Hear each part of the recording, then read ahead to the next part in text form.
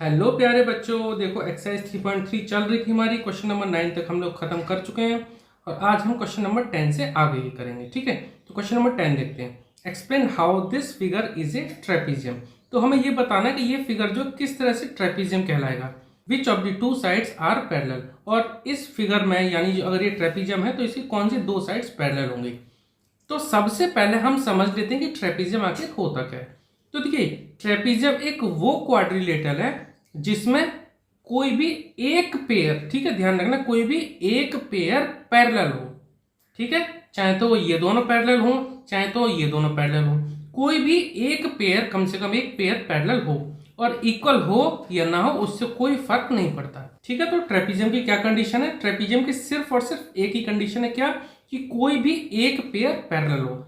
और हमें यह भी पता है कि जो दो लाइन पैरेलल होंगे, पेयर का मतलब जोड़ा, जैसे ये दोनों एक पेयर कहलाएंगे, ये दोनों एक पेयर, अगर ये दोनों पेयर पैरेलल हैं या ये दोनों लाइन पैरेलल हैं तो इन दोनों एंगल का सम 180 डिग्री आना चाहिए।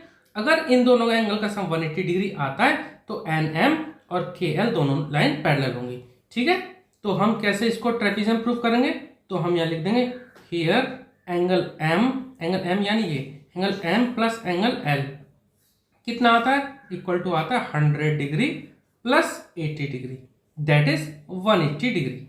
तो कितना आ गया 180 डिग्री। तो हम कह सकते हैं इट इंप्लाइज दैट NM ये जो NM है ना पैरेलल हो गया किसके, KL के, NM पैरेलल टू KL। ठीक है, जब दो लाइन या एक पेयर पैरेलल हो जाता है तो हम क्या कह देते हैं, उसे ट्रेपीजियम कह देते हैं।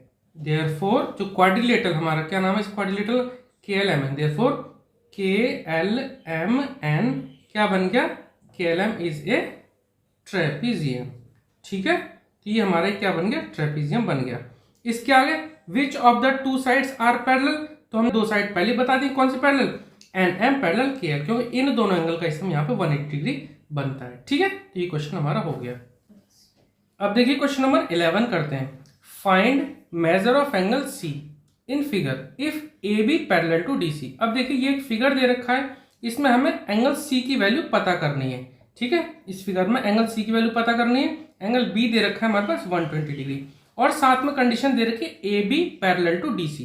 अब देखिए AB और DC पैरेलल हैं, जब ये दोनों लाइन पैरेलल हैं यानी AB और DC पैरेलल हैं तो इन दोनों के बीच जो एंगल है यानी इन दोनों एडजेसेंट एंगल का जो सम होगा वो कितना होगा 180 डिग्री, यानी angle B plus angle C ये क्या होगा, ये होगा 180 डिग्री। रीजन क्या होगा इसका, रीजन ये होगा since AB parallel to DC, जब दो लाइन पैरेलल होती हैं तो उनके बीच में एडजेसेंट एंगल का सम बनता है 180 डिग्री। तो AB parallel DC, angle B कितना है 120 डिग्री, तो 120 degree plus angle C equal to 180 degree. Angle C हम निकाल लेते हैं, एंगल C कितना आएगा 120 डिग्री को उधर भेज देंगे तो ये माइनस में हो जाएगा, 180 डिग्री माइनस 120 डिग्री। ठीक है, तो ये कितना आ गया हमारे पास 60 डिग्री। ठीक है, तो एंगल C हमारा निकल आता है आसानी से 60 डिग्री। ठीक है, तो ये क्वेश्चन हमारा हो गया। अब देखिए इस एक्सरसाइज का लास्ट क्वेश्चन यानी क्वेश्चन नंबर 12 करते हैं। Find the major of angle P and angle S। Angle P यानी ये पता करना है, एंगल S यानी ये पता करना है। If SP parallel RQ, SP ये साइड और RQ ये दोनों साइड आपस में पैरेलल हैं। ठीक है, तो देखिए क्वेश्चन बहुत आसान है। देखो मैंने आपको प्रॉपर्टी बताई थी, जब कोई भी दो लाइन आपस में पैरेलल होती हैं तो उन दोनों के बीच में जो ये एंगल होते हैं इन दोनों का सम कितना होता है 180 डिग्री। ठीक है, अब यहाँ कर देते हैं इफ SP पैरेलल है हमारा RQ के। ठीक है, तो क्या हुआ जब ये और ये पैरेलल है तो angle P plus angle Q इन दोनों का सम कितना होगा 180 डिग्री। रीजन मैंने आपको क्या बताया था, adjacent angle between two parallel line makes 180 degree या मेक सप्लीमेंट्री डिग्री। ठीक है, आप ये लिख सकते हैं। तो ये दोनों लाइन पैरेलल हैं तो इनके बीच में ये जो दोनों एडजेसेंट एंगल है इन दोनों का सम कितना होगा 180 डिग्री। तो यहाँ लिख देते हैं एंगल P और एंगल Q की वैल्यू कितनी 130 डिग्री, लिख देते हैं 130 डिग्री इक्वल टू 180 डिग्री। यहाँ से एंगल P की वैल्यू निकल आती है, एंगल P इक्वल टू 130 उधर जाएगा तो माइनस में, यानी 180 डिग्री माइनस 130 डिग्री। ठीक है, तो ये आंसर आ जाता है हमारा 50 डिग्री। ठीक है, तो ये एंगल P की वैल्यू आ गई हमारे पास 50 डिग्री। हमसे पूछा क्या है, हमसे एंगल एस भी पूछा है। तो अब यहाँ पर देखिए ये जो साइन है ना ये 90 डिग्री का है, तो ये लाइन दोनों पैरेलल है, तो इन दोनों एंगल का भी सम 180 डिग्री होगा। एंगल आर कितना 90 डिग्री, तो एंगल एस कितना होगा, ये भी 90 डिग्री होगा, क्योंकि तभी इन दोनों का सम 180 डिग्री आएगा। ठीक है, मैं लिख देता हूं also angle S plus angle R, ये भी हमारा कितना होगा 180 डिग्री।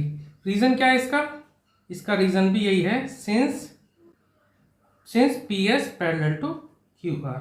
ठीक है, तो इन दोनों का सम भी 180 डिग्री। एंगल आर कितना है हमारे पास 90 डिग्री, तो एंगल आर की जगह लिख देते हैं 90 डिग्री इक्वल टू 180 डिग्री। ठीक है, तो एंगल एस कितना आ जाए, angle S equal to 180 degree minus 90 degree.